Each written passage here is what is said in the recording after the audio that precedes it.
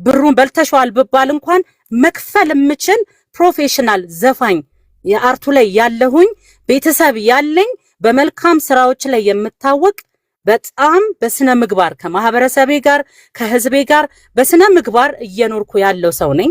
ይሄ ጉዳይ እኔን ስም አጥፍቶ የባለቤቴን ስም አጥፍቶ ለመክበር ወይ ደግሞ ሌላ እንደገና የገቢ ማሰባሰቢያ ለማድረግ ታስቦ ከሆነ አም ሶሪ በጭራሽ ሀቡ ይሄ አንቺንም ዲዘርቭ የማያደርግ ጉዳይ ነው። ከአንቺም ኳሊቲ ጋር የሚሄድ ጉዳይ አይደለም።